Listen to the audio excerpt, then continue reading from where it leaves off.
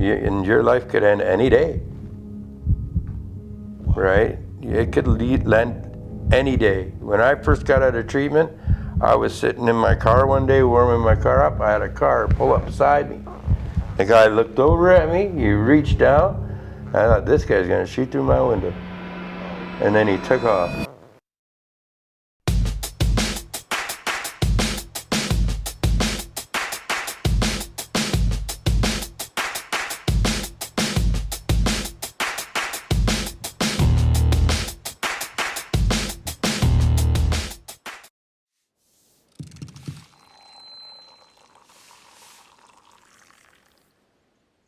Hey everyone, welcome back to another episode on Coffee with Kuda. I am excited to have Wayne here for the second time. How are you today? I'm awesome, good. How are you doing? Excellent. Beautiful. Thank you so much. You said you'd come back. Yeah, nice to be back. I'm gonna have to give you a rider or something for next time.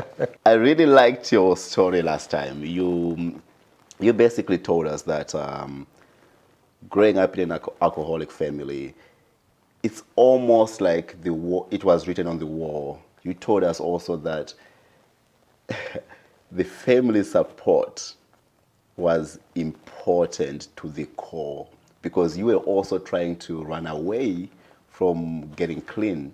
When you went to detox, you tried to come out and go straight to the bar, but they had a different plan for you, right? So I think that consistency in family intervention was vital.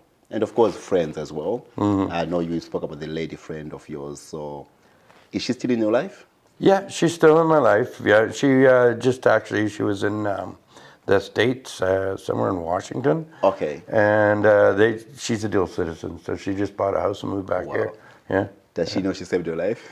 I believe she does, yeah. Yeah. There are things that we did not speak about last time round. For example, hallucination, experiencing psychosis from alcohol. Yeah, in true aspects, when I talk about my hallucinations, right, I always said there was an angel following me around, right, and I would literally and honestly see this person and chat with the person, and it was a female, and I would talk with them, and then I would say they gave me things, and my friends would go, well, who are you talking to? And I go, that person right there, and there's no one right there, right? And they go, there's no one there, Wayne. What stage did you start experiencing psychosis/hallucinations? Ooh, oh, Lordy, that would have been, I'd have to say around my late 30s, because that's when I really was when my kids got taken away from me, that's when I really went off the wall, right? And it didn't take long for me to be I was not fit to be on the streets anywhere. Wow. And I still was, and I was still doing things on the streets and hanging out at 135A. That's about the most time I spent, that started the whole 135A gig. And the nice bars they had around in that area, right? Those were my people, right? Of course, before we continue, you got clean at what age? 51. 51. Yeah. So tell me your first experience with hallucinations. Late 30s, probably 39, 40. Because that's when I started adding things into just besides drinking, right? You know what I mean? So, I just started talking to people. I thought people were there. Just as I'm talking to you now, you could not tell me that I wasn't talking to you because I was. Wow. Right? And you told me this, and this is what's going to happen. Right. And people would go, no. And, people would brush it off as you're drunk, whatever, right? And that's what I was no, I was talking to this person. And it was yeah. Okay, so, and I think you said it was an angel. Yeah. Is the angel walking next to you, or is the... No, she'd just show up here and there. Right? And she'd give me smokes, and they were probably my smokes, but you know what I mean? Yeah. Because I would say, oh, I had no smokes, now I got to smoke. How'd I get the smoke, right? Wow. Yeah. But yeah, no, it would just happen randomly at random times in random places. So I'm looking there, I don't see anything. You're looking there, you're seeing the angel. Yeah, well, I talk to her, you walk up to me, and I go, well, they're right there. And then you look over there, and there's nothing there. And then, yeah. So obviously this guy's got a problem, right?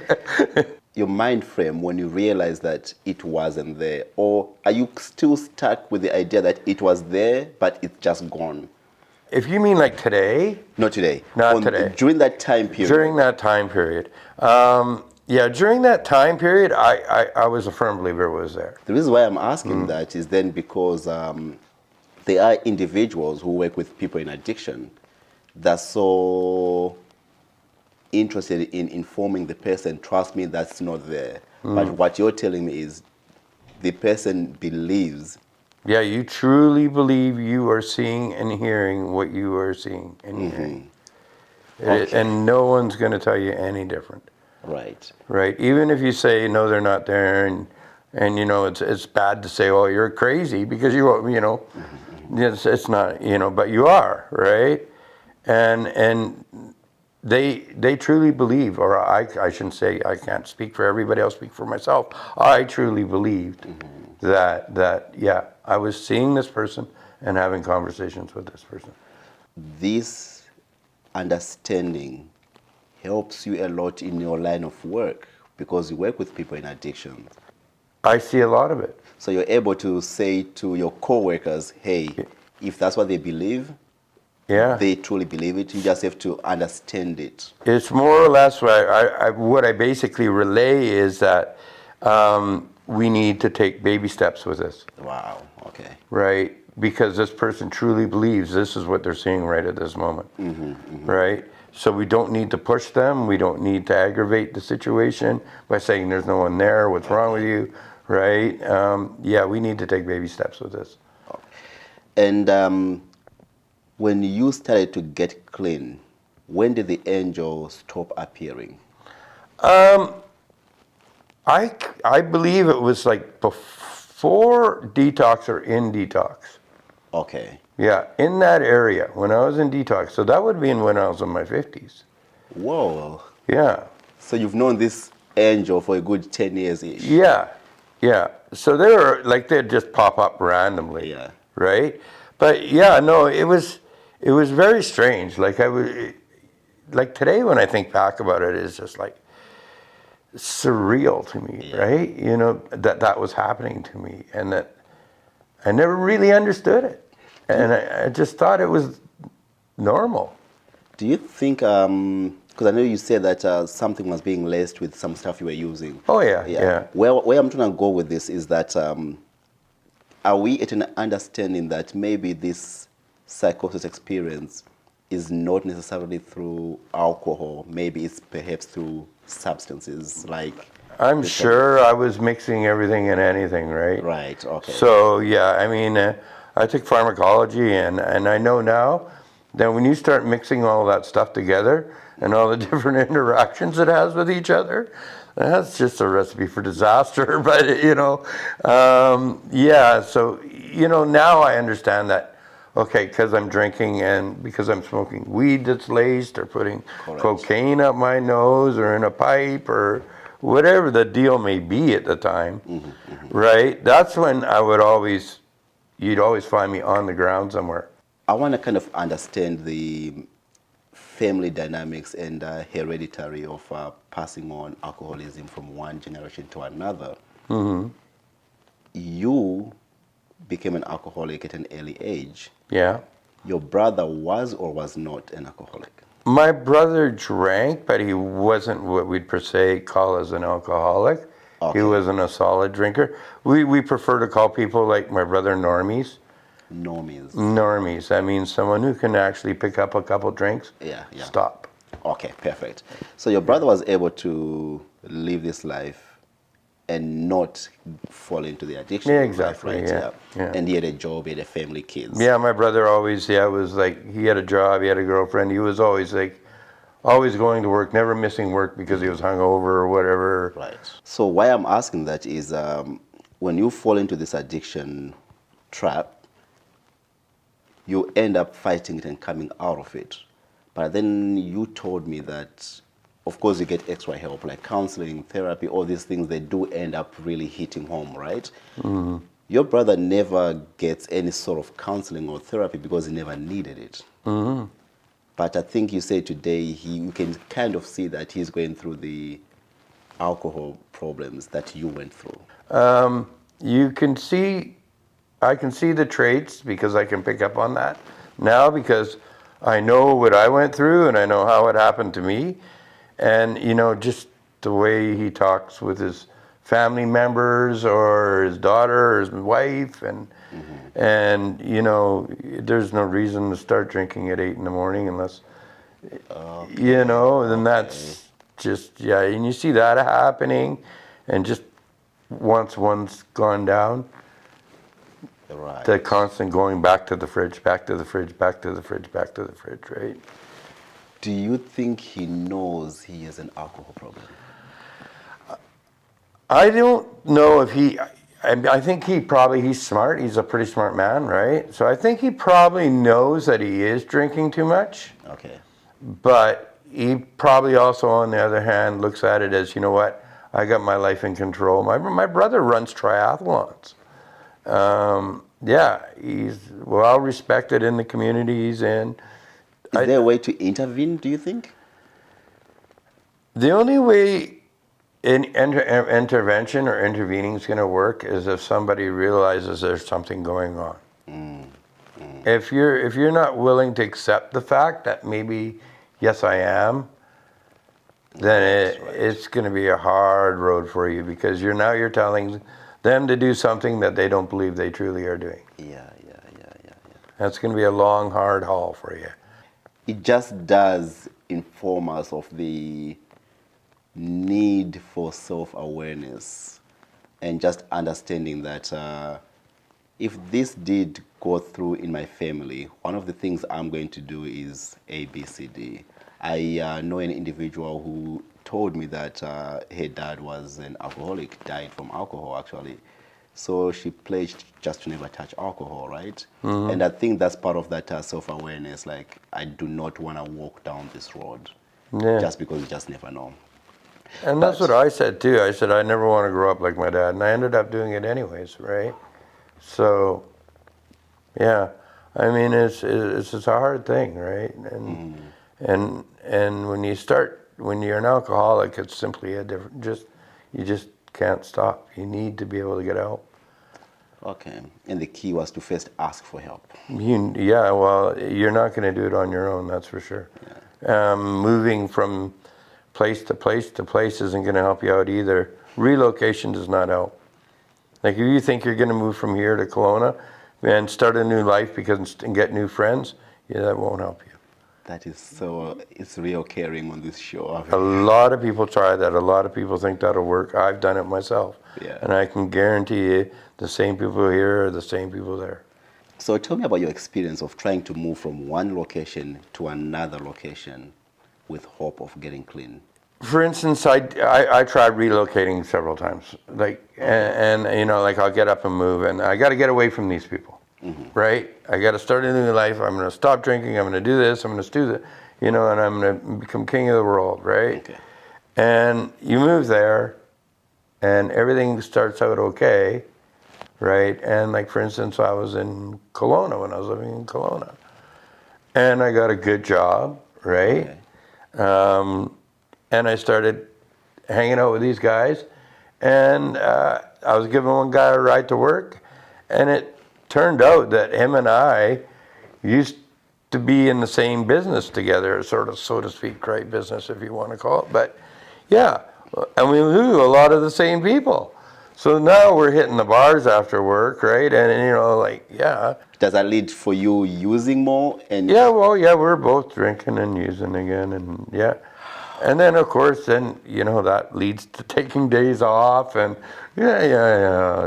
Wow. And then just down that trail you go again, right?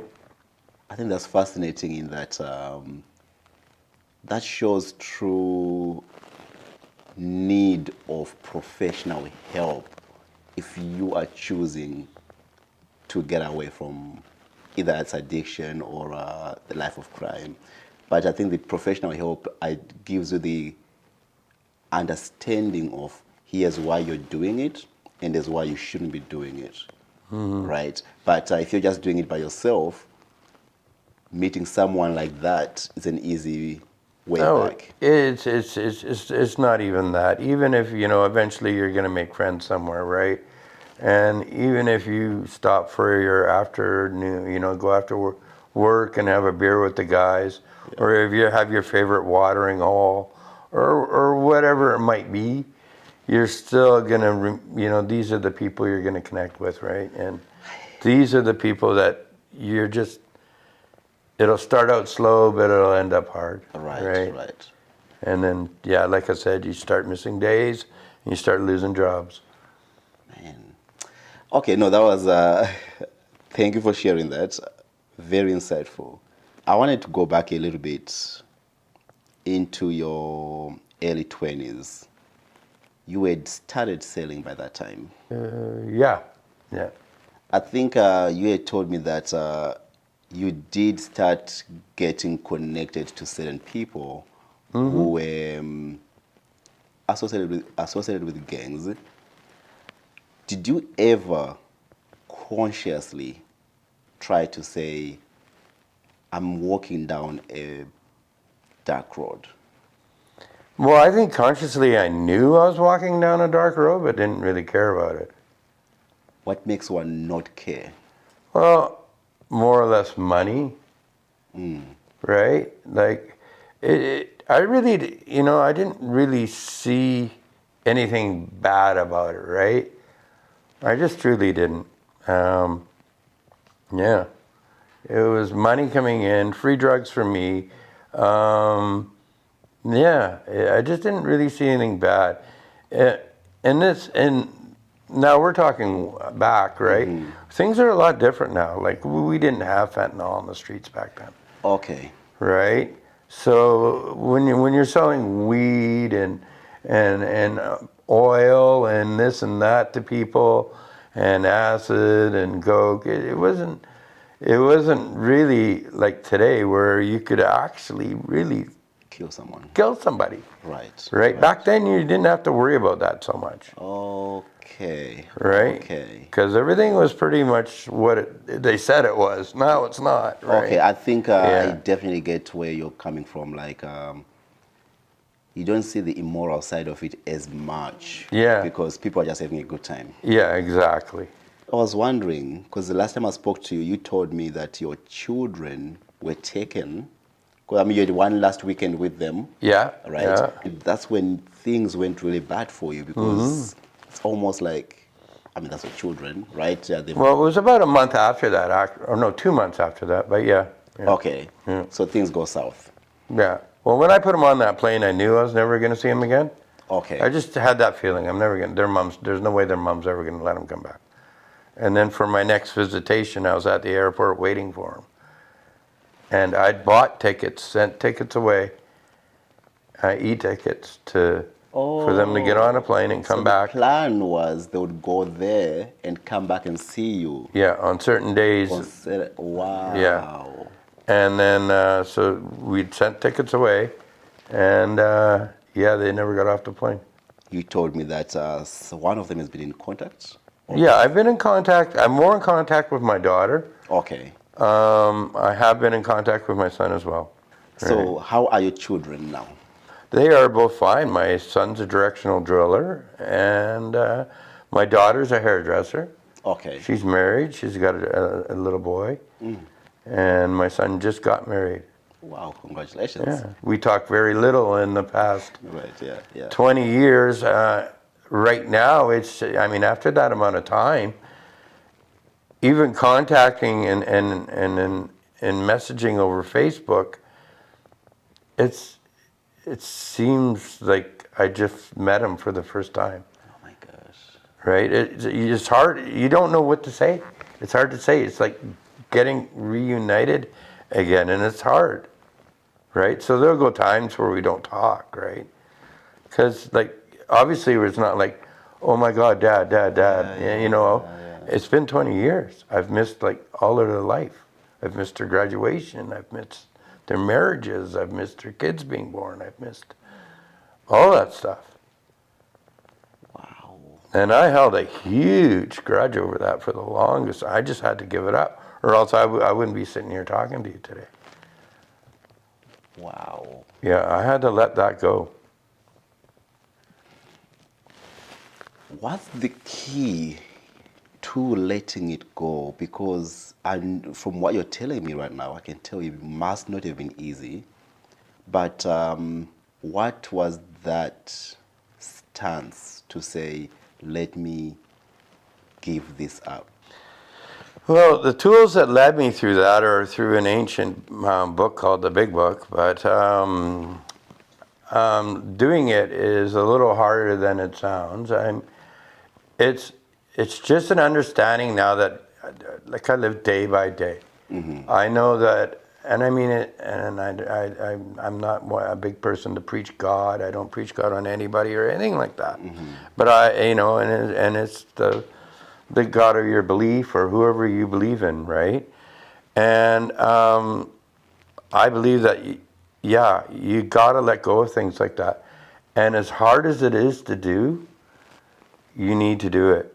Because if you start holding grudges against people, you get resentful, and then that will build up inside of you, and that's going to take you into a slippery slope where you're going to end up in a position where you really don't want to be in again.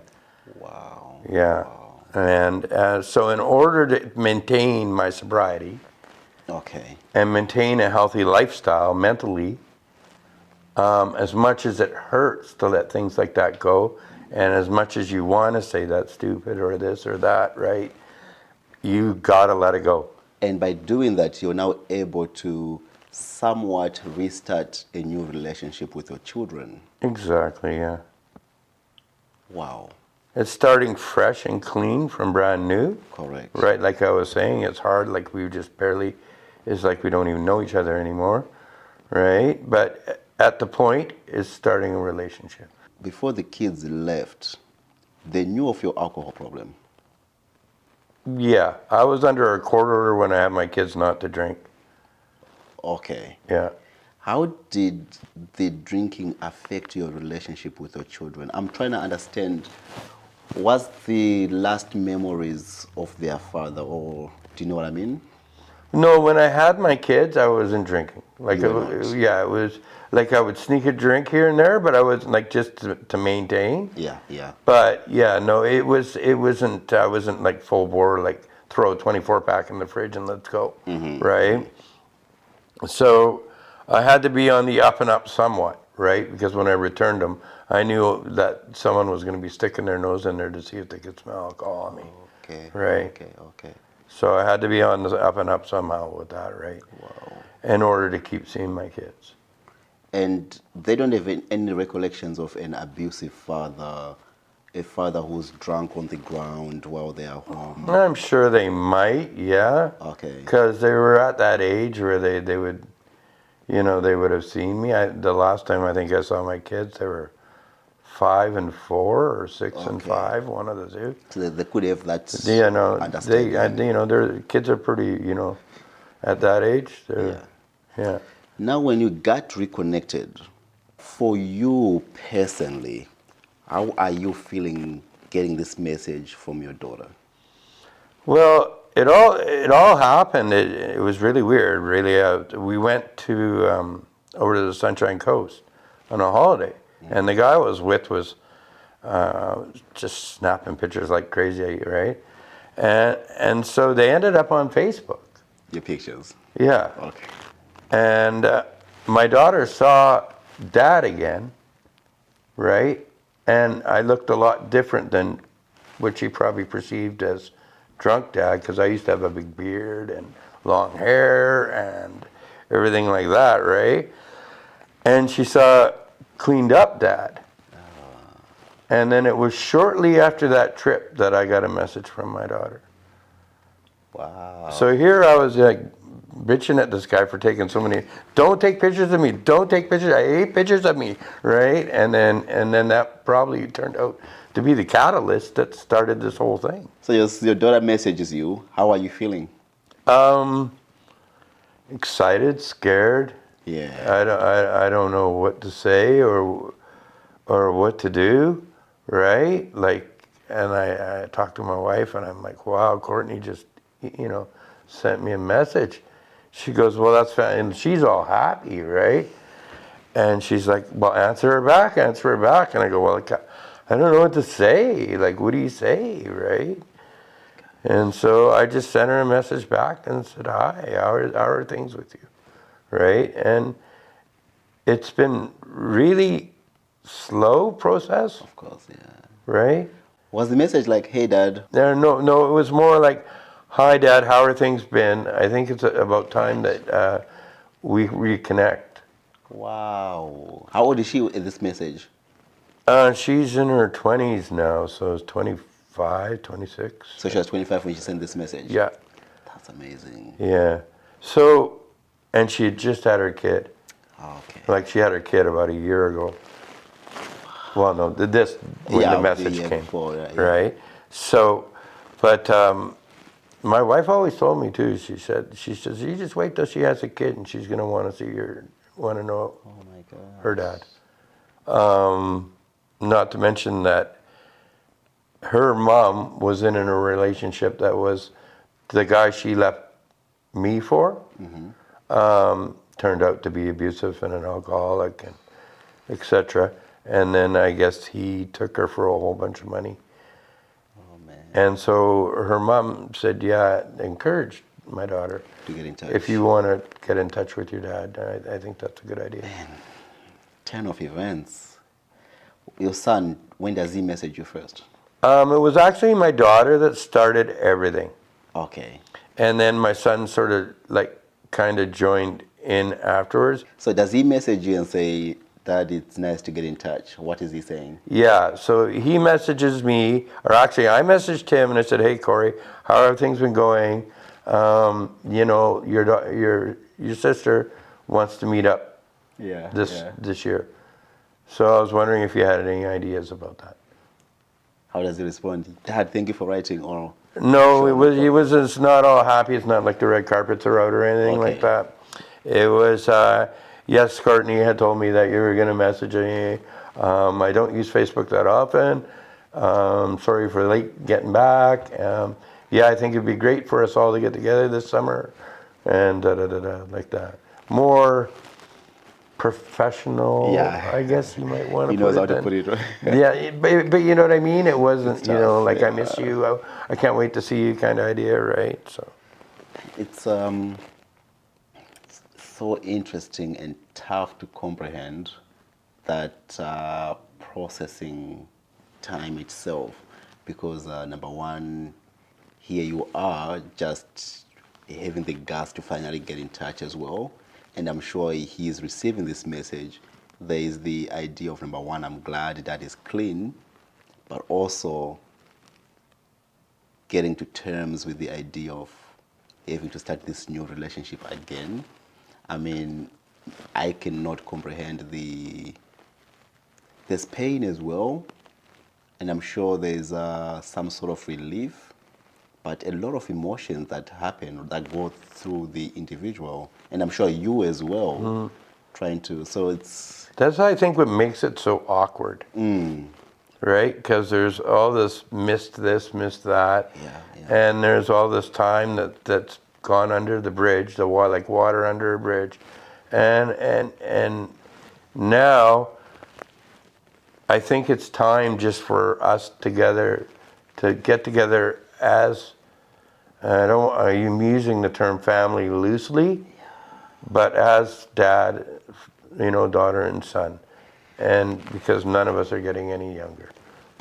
Absolutely. Yeah. And I think you really made it clear as well that conversations must be had, right, in order to heal and move on and really have that clear relationship again. Yeah. So I think this idea of meeting is great. Anything, is for us to see each other again, and for me to be able to make amends to him, and apologize for even though they were young, I'd still like to not apologize to them. I don't like to use that term because, yeah, I used that term way too much before. Making amends, though. Yeah, make amends, yeah. There's something that you told me in the last interview, man, and you said that the key to helping individuals from not going into addiction is to really get to talk to them way younger. Like, I think you had said, like, before middle school, really. Yeah, kind of thing, before, right? get them while they're young. Yeah. I found the key. Well, I think the key. I'm not overly sure. There's so much that goes on with that, but yeah, getting people at that age where they're still not stuck in their ways and stuck like nowadays. You know, like gangs. They're recruiting kids that are 12 and 13. Right? And these kids are carrying guns around with them and selling drugs. Yeah. Right? And so then you've got to take a step back from that and go, okay, I got to get this kid before he hits junior or senior high and gets that taste of the lifestyle. If you see the music videos, it's shooting the money in the air and women all around you and this and that and this and that. And the kids see that and they go, wow, I want the gangster lifestyle. And until they wind up in a parking lot somewhere, right? So What experience have you had personally that was that you would like to share with any younger kid? Like, you know what, here's what I experienced and this was horrifying. well, if I could share anything, right? I mean, sure, you get money, you get power, you get glory, but that runs out. You're independent. You're indispensable, right? You're just a puppet on a string. Wow. And your life could end any day, Wow. right? It could end any day. When I first got out of treatment, I was sitting in my car one day, warming my car up. I had a car pull up beside me. The guy looked over at me. He reached down. I thought, this guy's going to shoot through my window. Wow. And then he took off. So it'll follow you. And yeah, just be careful what you do and who you hang out with. A lot of organizations, fortunately, are coming up, right? Yeah. Working with youth programs. Even us, we are working with youth. The goal is to catch them at that stage where they are more able. Yeah. Well, the gangs are using them at such a young stage, and this is my personal belief anyways, is that when you're 13, 14 years old, there's nothing, they can't prosecute you. Yeah, exactly. What are they going to do with you? They're not sending you to jail. There you go. Right. The only thing I can really, like this gang thing, you got me kind of going on that, is Yes. if kids are in gangs nowadays, get out of that stuff. Like, get out of it as fast as you can. Right. Don't get too far involved. Because the way things if you watch on the news, people are dying on a daily basis out there right now. Correct. Over this stuff. And your life and your parents and your families all want you around, right? So it might seem good now, but in the end, it's really not worth it. Another person, like you said, someone pulled over across you and then you're already thinking someone's going to shoot you. Yeah, and this is years after I've even been, but it's still, it follows you right? never know, Yeah. right? Man, that's eye-opening because I've had like 4 different interviews so far, and of course I know the focus is addiction, but of course some of them did come through the gang life, and they all say the same thing, like just when you think it's over, someone comes through and they're like, oh man. But sometimes maybe they're not even coming for you, but you're just constantly watching your back now, right? And it's not the way you want to live life. It's like a bad dream coming back to haunt you, right? It truly is. And you don't know. You could just be paranoid, or you could be, you don't know, right? Well, I hope we can now discuss situations, youth and gangs in the future. For sure. But in the meantime, you've got my digits. I got No way. Thank you so much for coming through. Awesome, Okay? Kuda. Really It's been a appreciate pleasure, it. my friend. Cheers. Thank you so much. Yeah.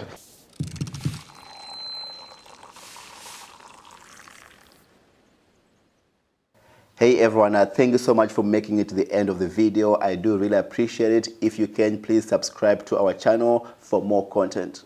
If you can, please join our Patreon team. The link is down below. And also you can join our GoFundMe. The link is also involved below. This will help us to bring awareness of addiction as well as destigmatize this illness. Your support is greatly appreciated and we'll create more content for you. Thank you so much.